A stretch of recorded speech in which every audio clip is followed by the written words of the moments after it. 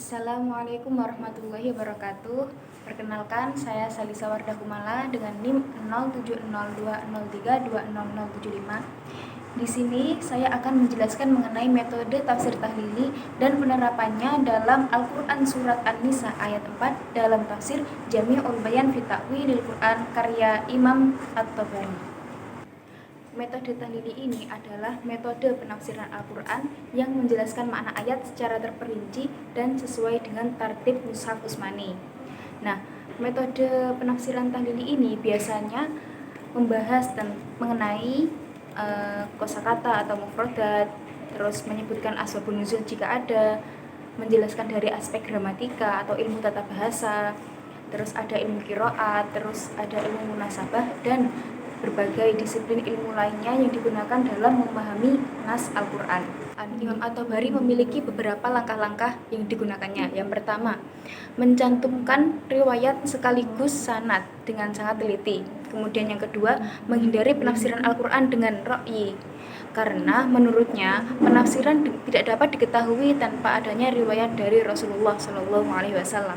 Kemudian yang ketiga, menjelaskan maksud ayat dengan bantuan ilmu tata bahasa.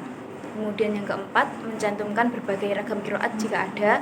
Kemudian yang kelima, menguraikan perbedaan pendapat dalam fikih dan ilmu usul fikih. Yang keenam, memperhatikan munasabah antar ayat. Kemudian yang ketujuh, melakukan penyelarasan makna antara ayat satu dan ayat yang lainnya. Baik teman-teman, selanjutnya membahas mengenai penafsiran Al-Quran dengan metode tahlili pada Quran Surat An-Nisa ayat 4. Nah, dalam Quran Surat An-Nisa disebutkan wa'atun nisa asyuduqatihinna nihlah fa in tibna lakum syai'im minhu nafsan faquluhu hani'an mari'a. Nah, bisa kita ketahui dalam Surat An-Nisa ayat 4 ini membahas dua aspek. Yang pertama, kewajiban bagi laki-laki untuk memberikan mahar kepada wanita yang akan dinikahinya dan sudah dijambulinya. Dan yang kedua, kebolehan bagi suami untuk menggunakan mahar tadi atas izin dari istrinya. Nah, Imam At-Tabari di sini menyebutkan beberapa makna kosakata dalam kitab tafsirnya. Yang pertama adalah lafaz nihlah. Nah, lafaz nihlah di sini adalah berarti kewajiban. Maksudnya laki-laki tidak dapat menikahi wanita kecuali dengan adanya pembayaran wajib atau yang biasa kita sebut dengan mahar. Kemudian yang kedua ada lafaz hani'an, ada mufradat hani'an yang artinya apa-apa yang bisa dinikmati ketika makan.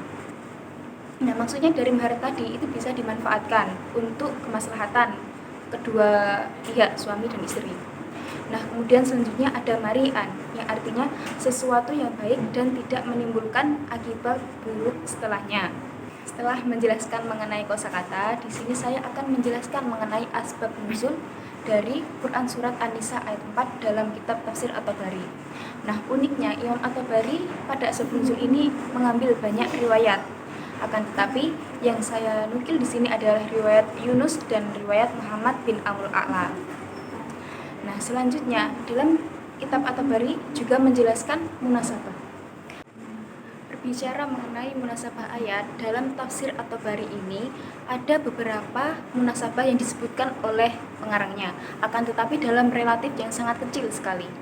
Nah, adapun Quran Surat An-Nisa ayat 4 ini memiliki keserasian dengan An-Nisa ayat 20 yang berisi tentang larangan bagi suami mengambil kembali mahar yang telah diberikan kepada istrinya dengan jalan dusta. Oke teman-teman, dari beberapa penjelasan yang telah saya sampaikan tadi, bisa diketahui bahwa Imam At-Tabari itu menggunakan metode tafsir tahlili dalam menyusun tafsirnya. Hal ini tampak pada penyusunan sistematikanya, yaitu yang berdasarkan tartib mushaf.